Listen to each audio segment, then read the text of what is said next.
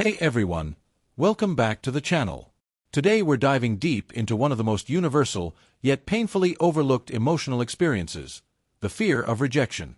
If you've ever hesitated to send a text, raise your hand in a meeting, ask someone out, post a photo, apply for a job, or even share your opinion in a group chat, chances are, the fear of rejection was whispering or screaming in your ear. But here's the thing. For some people, this isn't just occasional nervousness. It's a deep-seated life-shaping fear that influences almost every decision they make. It affects their relationships, their career, their self-worth, and even their physical health. So today, we're going to unpack exactly what's going on inside the mind of someone who fears rejection, where it comes from, how it shows up, why it's so powerful, and most importantly, what science and psychology tell us about healing it. Let's get into it. Part 1.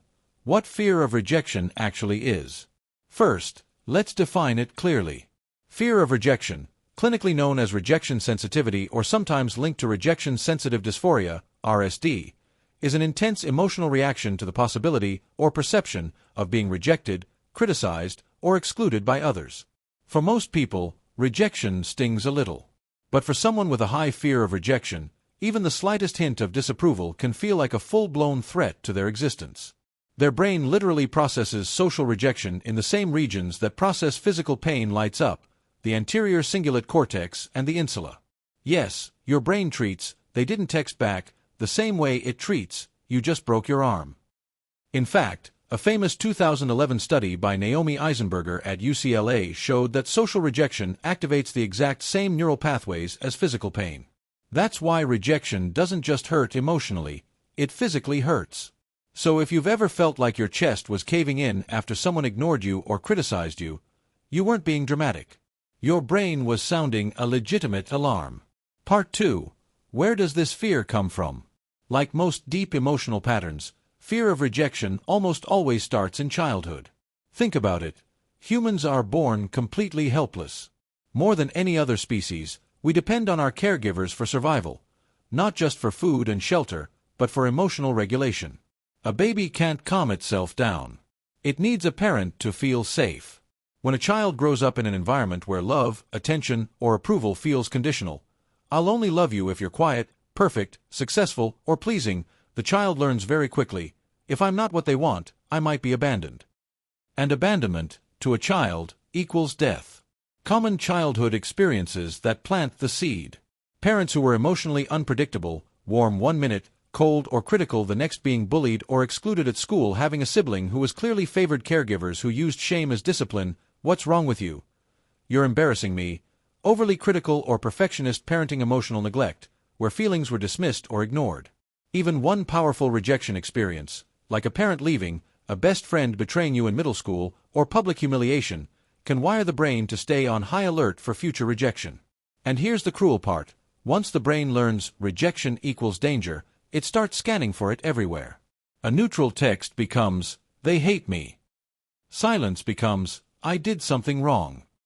Someone being busy becomes, "They're pulling away." This is called hypervigilance to rejection cues, and it's exhausting. Part 3. How fear of rejection shows up in adulthood. So how do you know if you, or someone you love, has a deep fear of rejection? Here are the most common signs. People-pleasing on steroids. You say yes when you want to say no. You over-apologize. You twist yourself into a pretzel to keep people happy, because if they're happy with you, they won't leave. Avoidance of vulnerability. You'd rather stay single forever than risk asking someone out. You don't apply for the job. You don't post the video. You don't speak up. Because the possibility of rejection feels worse than staying stuck. Rage or shutdown after perceived rejection. Some people explode when they feel rejected. "How could you do this to me?" Others go ice cold and withdraw completely.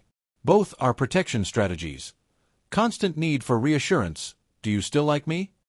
Was that okay? Are you mad at me?" Asked directly or indirectly, over and over. Self-sabotage in relationships. You pick fights. You pull away first. You cheat.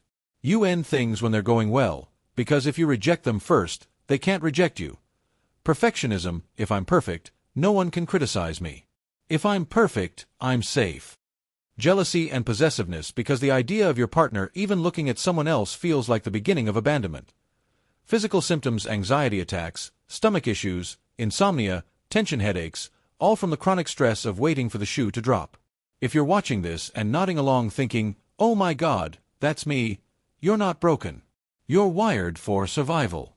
Your nervous system is doing exactly what it was taught to do: protect you from the worst-case scenario. Part 4.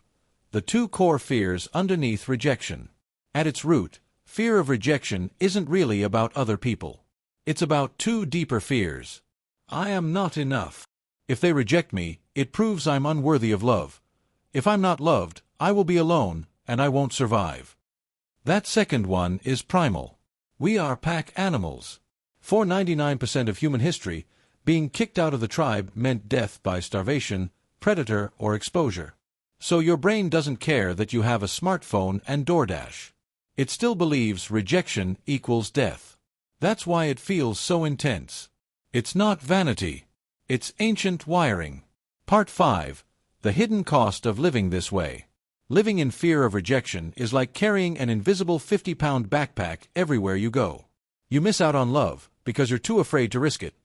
You stay in toxic relationships because being with someone, anyone, feels safer than being alone. You dim your light because shining too bright might make people uncomfortable, and they might leave. You burn out from people-pleasing and perfectionism. You never find out who you really are because you've spent your whole life performing who you think people want you to be.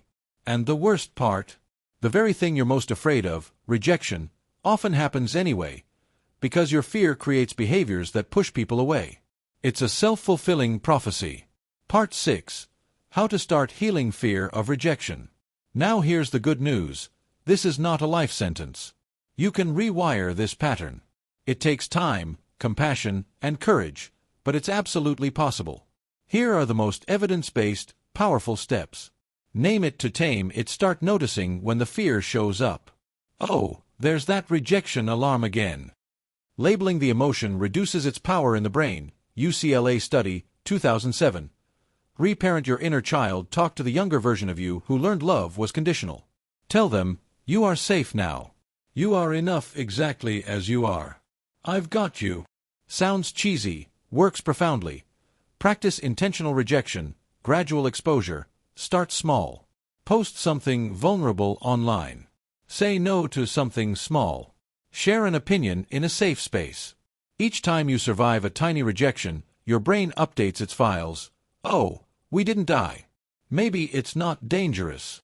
Build a rejection resume. Keep a list of every time you were rejected and survived. Ghosted after a date? Still here. Didn't get the job? Found a better one later. Over time, you'll see rejection isn't fatal.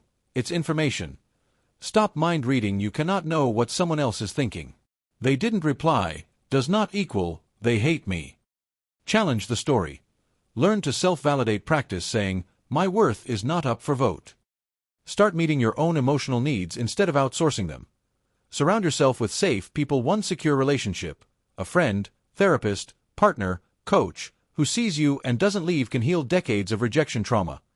Consider therapy modalities like EMDR, internal family systems, IFS, and somatic experiencing are especially powerful for healing early attachment wounds and rejection sensitivity.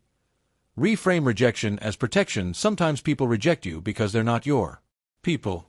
Sometimes rejection is the universe saying, not this one, I have something better. The goal isn't to become fearless. It's to feel the fear and do it anyway. Because on the other side of rejection is freedom. Final thoughts. If you fear rejection deeply, please hear this. You are not too sensitive. You are not too much. You are not broken. You are a human who learned very early that love could disappear if you weren't perfect, and you did whatever it took to survive that. But you're not that child anymore. You are allowed to take up space. You are allowed to have needs. You are allowed to be loved simply for being you. And the people who are truly for you, they will not make you audition for their love. They will not make you shrink. They will not leave when you're human. Rejection from the wrong people is redirection to the right ones. So keep going. Keep risking. Keep showing up as you. Because the world needs your real voice, your real heart, your real self. And one day, you'll look back and realize, The thing you feared most became the doorway to the life you were always meant to live. Thank you for watching. If this resonated with you, let me know in the comments. What's one small risk you're willing to take this week, even if you're scared? I read every single comment. And if you found this helpful, please hit like, subscribe, and share it with someone who needs to hear they're not alone. You've got this. I'll see you in the next one.